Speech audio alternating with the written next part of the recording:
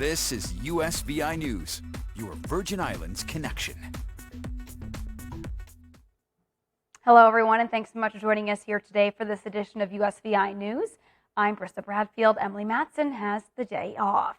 Well, our top story check today, Congresswoman Stacey Plaskett serves as Grand Marshal of New York's 2022 West Indian Caribbean American Labor Day Carnival Parade. The historic parade took place on Monday in Brooklyn, New York.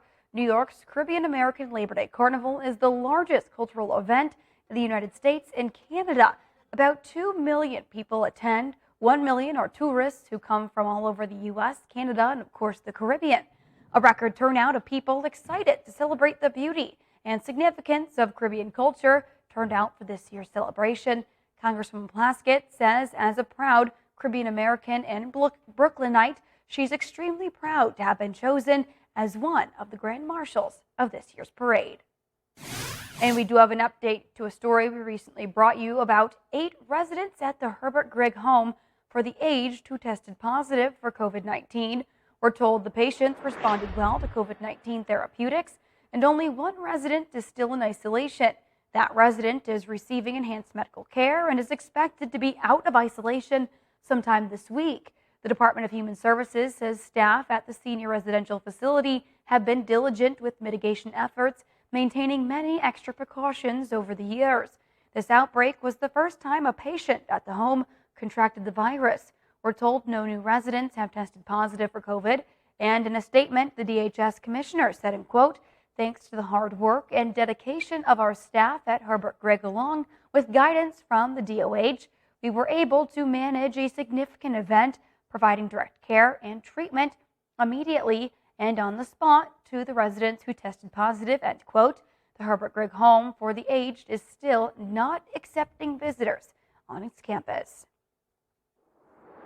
Well, meantime, this week, the Office of Cannabis Regulations will hold a virtual town hall to hear from citizens. This one is set for Wednesday, September 7th at 5:30 p.m.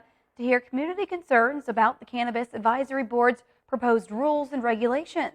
Registration is required for the Zoom. You can do so online, and if you have any questions, you can call the Office of Cannabis Regulations or the Virgin Islands Cannabis Advisory Board through Executive Director Hannah Carty via phone at 340-714-9755. That number is right there on your screen, or that email there on your screen at info.ocr.vi.gov.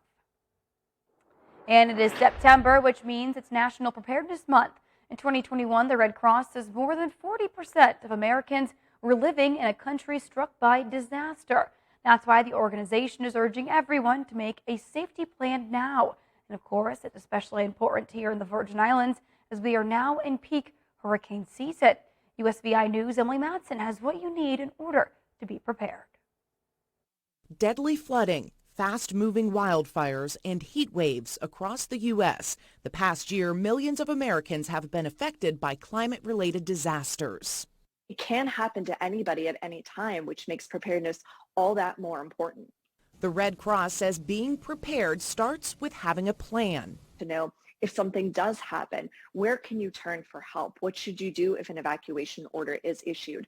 And how are you going to get the most up-to-date information? Have a safety kit. Put necessities in there. Things like bottled water, non-perishable foods, a first aid kit, blankets and ponchos, a flashlight, things to keep children engaged during a disaster, and have 3 ways to receive warnings and emergency information.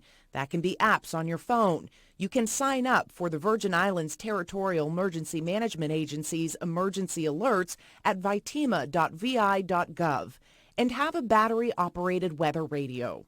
Having the ability to get those warnings as quickly as possible and as many different variations of ways to get those warnings is going to be really pivotal. Families should involve children in the planning so that if there is an emergency, they'll know what to expect. Talk to them about and let them hear the sound of a fire alarm.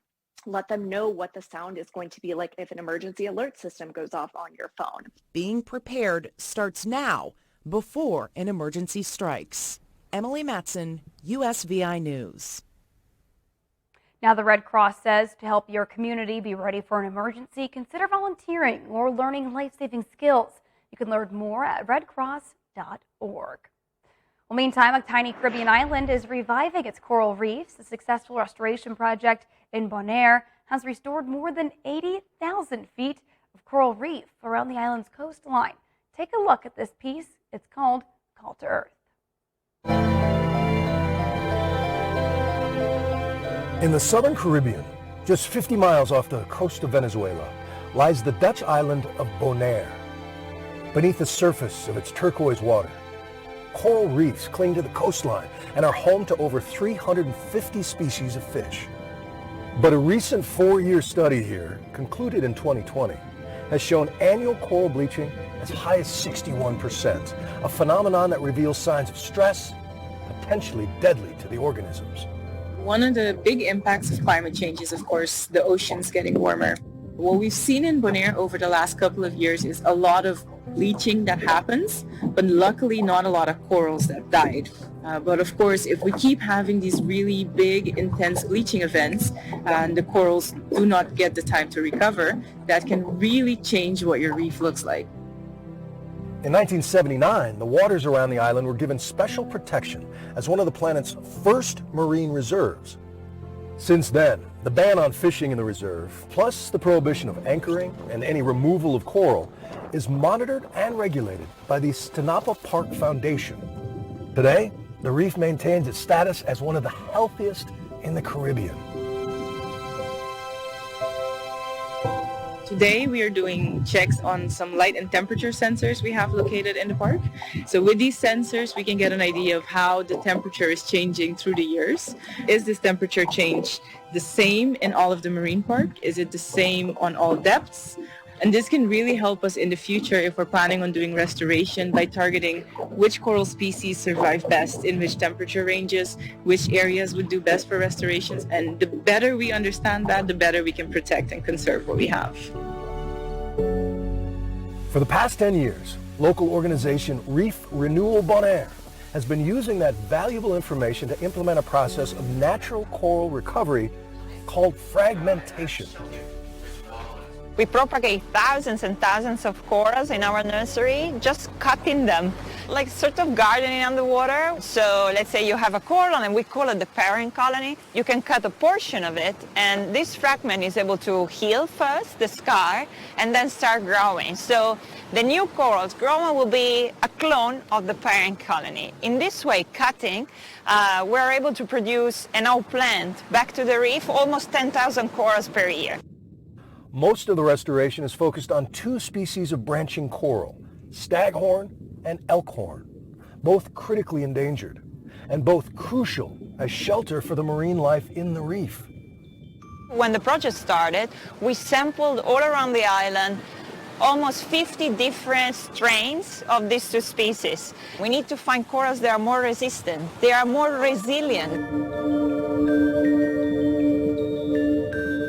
To see the spawning of corals that you grew since they were little fragments and you spent a couple of years, first in the nursery and then on planting them and monitoring them over the years and see them spawning, it's very rewarding. It means that what you're doing is really making the difference. I'm still very optimistic about the future of Bonaire's reefs. We need to decide what we want the future to look like, and then we need to take the steps to make sure that we can safeguard that future. I think we are at the point where we can make those decisions that will make sure that in 20 years, Bonaire is maybe one of the only places that can stay while we still have a very nice, beautiful reef left.